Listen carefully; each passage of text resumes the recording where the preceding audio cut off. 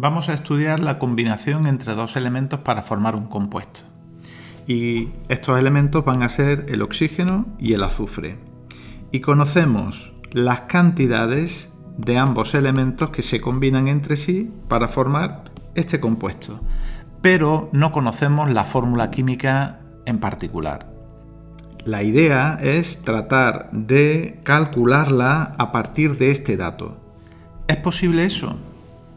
¿Es posible conocer la fórmula química de una sustancia que se forma conociendo las cantidades en masa de los dos elementos que se combinan? Pues a eso le vamos a dedicar el presente vídeo. Te cuento el procedimiento que vamos a seguir. Aquí puedes ver una serie de combinaciones entre los dos elementos. No te asustes cuando veas algunas de ellas porque en la práctica no son posibles. Pero ahora no vamos a entrar en consideraciones de enlace químico entre los dos elementos. Yo te propongo diferentes fórmulas químicas, vamos a calcularle para cada una de ellas qué cantidad de azufre y de oxígeno se combinan en ese compuesto. Y luego buscaremos en cuál de ellas encontramos la proporción de azufre y oxígeno que tenemos en nuestro compuesto desconocido. Pues para eso he ido una a una calculando qué cantidad de azufre y de oxígeno hay en cada uno de esos compuestos. Observa, por ejemplo, para el dióxido de azufre, la molécula está formada por un átomo de azufre y dos átomos de oxígeno.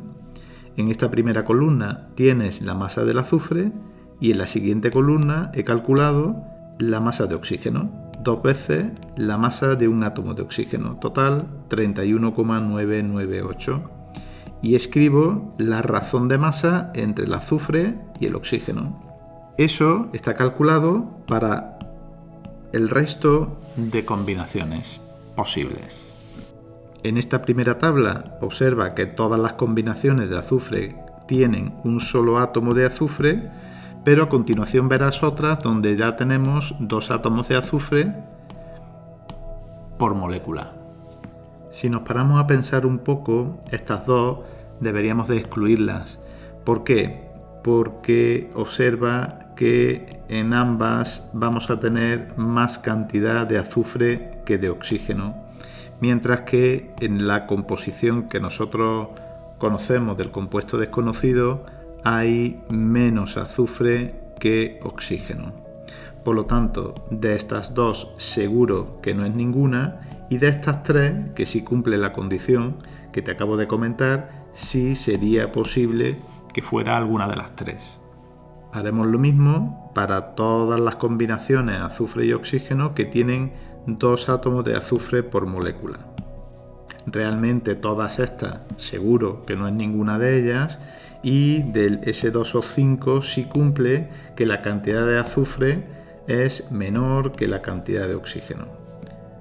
Observa que también podríamos excluir de estas dos, quedarnos exclusivamente con la del SO, el monóxido de azufre, porque realmente en esta molécula tenemos la misma proporción de esos dos elementos, pero en cantidades duplicadas, puesto que he puesto 2 de oxígeno y 2 de azufre. La proporción en masa entre esos dos elementos es la misma aquí que aquí. El procedimiento, por lo tanto, sería ir comparando la cantidad de azufre y oxígeno que tenemos en el compuesto desconocido con la cantidad de estos dos elementos que aparece en diferentes estructuras, en diferentes sustancias químicas, como por ejemplo en el SO4. Si la proporción de esos dos elementos es la misma, si se cumple esa igualdad, entonces el compuesto desconocido tendrá esta fórmula química. Si por el contrario esas cantidades no son iguales, entonces el compuesto químico que buscamos no será el SO4. Y así iremos uno a uno comparando.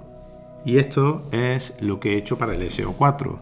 He hecho el cálculo de esas dos cantidades, que en el fondo lo que significan es que he calculado la cantidad de azufre que se combina por cada gramo de oxígeno para el compuesto desconocido y para el SO4. Para esta sustancia observa que por cada gramo de oxígeno se combina 0,501 gramos de azufre. La conclusión es que ese esta razón es diferente a esta otra, por lo tanto no son proporcionales y por lo tanto el compuesto de SO4 no es el que andamos buscando. Y así, en este método, seguiríamos buscando si la proporción es la misma que en este otro compuesto, por ejemplo en el S2O3. En este caso tampoco se cumple esta igualdad. Por lo tanto, la solución es que este compuesto, el S2O3, tampoco es el compuesto que andamos buscando. Y así seguiríamos uno a uno con los compuestos seleccionados. Este es el compuesto que andábamos buscando. Observa que encontramos la misma proporción de combinación en el azufre y el oxígeno, en el SO3 y en el compuesto de fórmula desconocida. Este es el compuesto, el trióxido de azufre es el compuesto que andábamos buscando. La conclusión que tenemos que sacar es que es posible, a partir de la razón de masas de los dos componentes que se combinan, de los dos elementos que se combinan, determinar la fórmula empírica de una sustancia química. Por cierto, si se combina esta cantidad de azufre con esta cantidad de oxígeno, la ley de conservación de la masa nos dice que se tiene que formar esta cantidad de trióxido de azufre. Es habitual, una vez que ya sabemos las cantidades en las que se combinan dos elementos para formar un compuesto, que es precisamente eso lo que nos decía la ley de las proporciones definidas, cuando dos elementos se combinan para formar un compuesto, lo hacen siempre en una proporción en masa fija y constante. Y esa proporción en masa fija lo que hace es determinar de manera inequívoca la composición de esa sustancia y por lo tanto la fórmula química de esta. Es habitual, te decía, que a partir de esta información que tenemos aquí, calcular la composición centesimal, que no es más que indicar por cada 100 gramos de compuesto qué masa aporta cada uno de los elementos.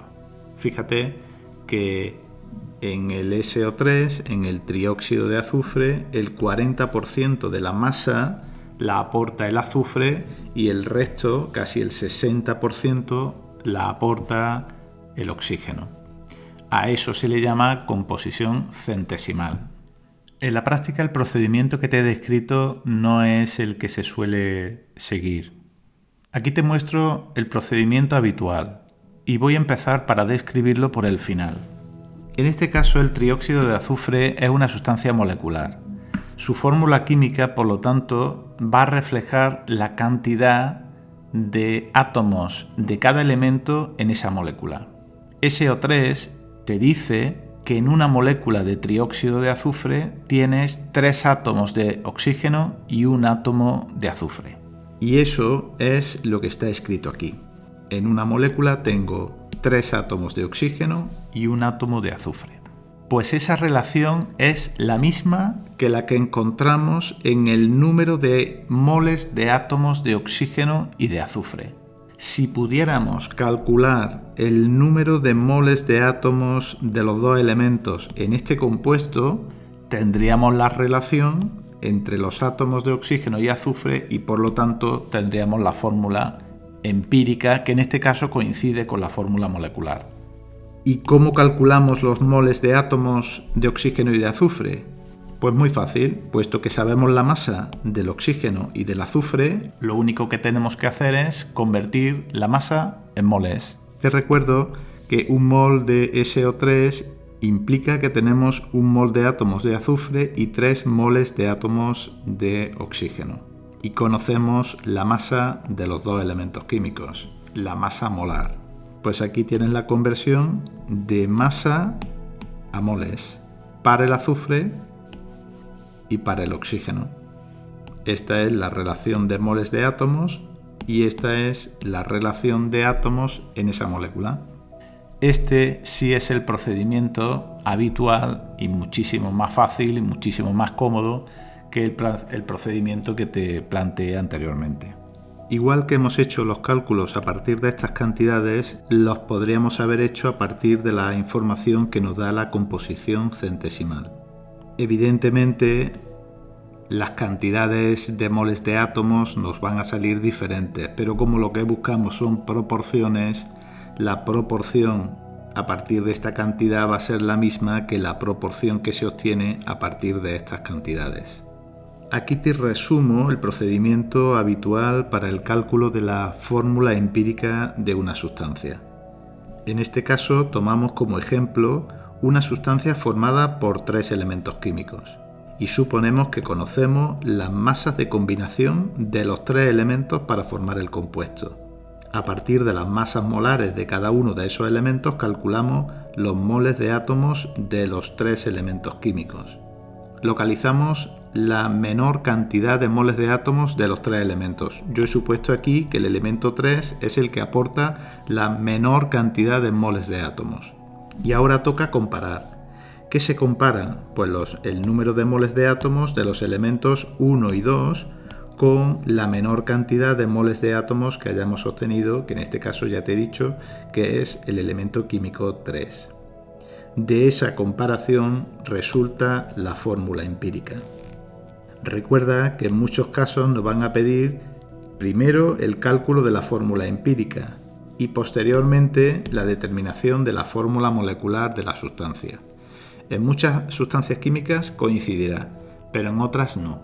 Para eso, para saber si la fórmula empírica coincide con la fórmula molecular, necesitamos calcular la masa molar de la sustancia. En muchos problemas seguro que nos aportan ese dato y en otros tendremos que calcularla. Vamos a resolver un problema de cálculo de fórmula empírica y de fórmula molecular. En este caso necesitamos saber para una molécula orgánica formada por carbono, hidrógeno y oxígeno qué cantidades de estos 3 elementos se combinan para formar esa molécula. Esa información nos la aporta el problema diciéndonos que esa sustancia química orgánica reacciona químicamente con oxígeno para formar dióxido de carbono y agua, es decir, una reacción de combustión. La clave para determinar cuánto carbono hay en esta molécula es a partir de la cantidad de CO2 que se obtiene en esa reacción de combustión. Y ese dato me lo proporciona el problema. Dice el problema que a partir de 2,550 gramos de sustancia orgánica se generan 3,738 gramos de dióxido de carbono. Por eso te indico aquí que todo el carbono que existe en esta molécula termina formando dióxido de carbono. De la misma manera vamos a obtener la cantidad de hidrógeno.